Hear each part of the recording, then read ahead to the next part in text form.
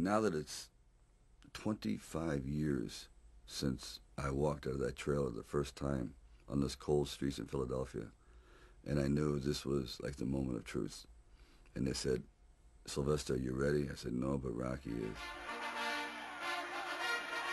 It almost seems like a dream state. And quite often people said, or people will say, God, that must have been incredible. I said, yeah, but I was never there. And now when I sit back and I reflect on it, what an incredible miracle. Every day I truly miss that character so much. I tell you, sometimes I could just cry because I'll never have a voice like that again where I can just speak whatever I feel in my heart. That's the one thing I'll always cherish about that character, because if I say it, you won't believe it. But when Rocky said it, it was the truth.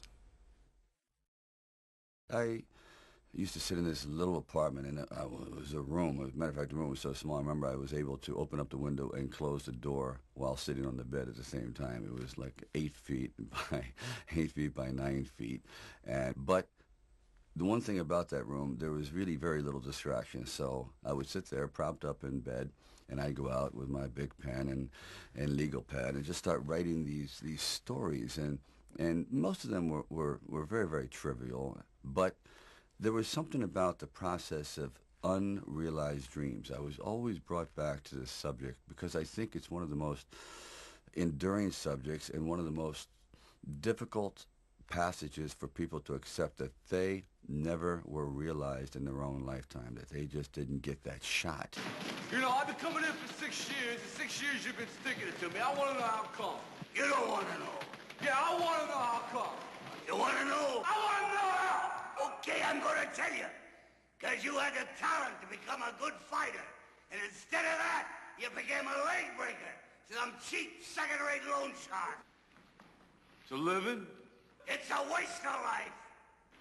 The more I thought about this kind of street-like character that just is totally misrepresented by the way he looks physically. Just the way he walks down the street was enough to say people, oh, dismiss him. He's kind of looks like a bully, or looks like a dark kind of character. And I thought, that's an interesting character because they're always unrealized.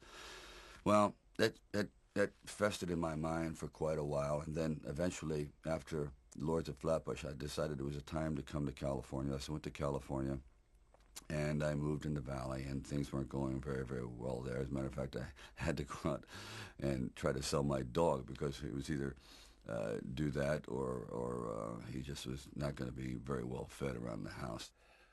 And then one night, I went to see Muhammad Ali fight Chuck Wepner. We want to be free. We got to be free. Everybody said free. Wepner not concerned with the left jab at all. He just takes the... And what I saw was pretty extraordinary. I saw a man they called the Bayonne Bleeder, who didn't have a chance at all against, the greatest fighting machine, supposedly, that ever lived. Body back and slips a punch to his left. Oh! A vicious shot to the rib of Muhammad Ali, and what a surprise! Chuck Wepner gets to the body. And for one brief moment, this supposed stumblebum turned out to be magnificent in the fact that he lasted and knocked the champion down. I said, boy, if this isn't a metaphor for life. His entire life crystallized at that moment. He will be remembered for all eternity, at least among the fight fans. He did something extraordinary. I said, now that is probably what I need as a catalyst for an idea. A man who's going to stand up to life and take one shot and maybe go the distance. So I started to write. And it was one of those writing frenzies. And 3 days later, I came up with the script of Rocky. Now, the script by no means was a finished piece of material. It was probably about 90 pages, and maybe 10% of it remained in the final script, but it was done. Originally in Rocky, the film was very, very dark because filmed at that time, the anti-hero was, I guess, the favored kind of character of the day. And I pretty much wrote the original one to be like that. The character was very dark. As a matter of fact, he throws the fight at the very end, and Mickey himself turns out to be this very angry, racist man, and the reason actually Rocky throws the fight because he didn't want to be involved in this kind of world. He said, you know, I'd rather be who I was and to just have all this hatred around me and so on. I remember showing it to my wife. She goes, "Oh, I don't like it. Rocky seems so nasty, so this, so that," because I had made him very, very street-like and unrepentant. You know, he didn't have the kind of attitude that eventually he ended up with. So I went back and rewrote and rewrote and rewrote. I first met Bob Chartoff and Irwin Winkler, and I believe I was there on a casting call. So we're talking a little bit, and I guess I really wasn't right for the acting part. And on the way out, I said, "Oh, I don't know if it matters, but I do a little bit of writing." He goes, "Really?" I said, "Yeah, I'm writing this story. I have this thing about wrestlers, and I might do something about boxing." Well, he says, "Well, bring it around." And I thought, if I hadn't stopped on the way out, you know, that's why I tell all actors or writers, don't give up. Keep talking. Eventually, you might hit a nerve somewhere, and they go, come on back.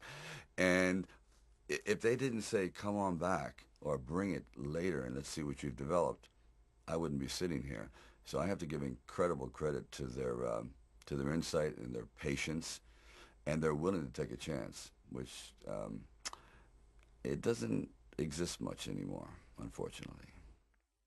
Originally, when I brought the script to them, they were fairly enthusiastic about it. The one thing they were not enthusiastic about was me playing the part, and I really can't blame them. At the time, Ryan O'Neal was a candidate, Burt Reynolds, Robert Redford, Jimmy Caan, and they all, you know, were at the top of their game. And so I could see it, but there was something inside of me that said, you know, this opportunity is never going to come around. And I really wasn't used to money, and I had no idea of what I would be missing. But the temptation started to come forward. First it was $25 grand, then $100,000. I never heard of $100,000 because I had like $106 in the bank, and like I said, I had to sell my dog, and things were not looking very, very good. My $40 car had just blown up, so I was taking a bus to work, but still, it didn't matter. I wanted to stick with it. Then it went up to $150,000, $175,000, and it went up to $250,000. Now my head was starting to spin. And it went up to $330,000, and probably I heard it went up to $360,000, and I thought, all right, you know, you've really managed poverty very well. You've got this down to a science. You really don't need much to live on. I had like sort of figured it out, so I was not in any way used to the good life. So I thought, you know what? If I know in the back of my mind, if I sell this script and it does very, very well, I'm going to jump off a building. And if I'm not in it, there's no doubt about it, I'm going to leap in front of a train. I'm going to be very, very upset.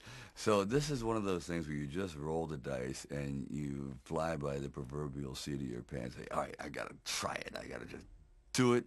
I may be totally wrong, and I'm going to be taking a lot of people down with me, but I just believe in it.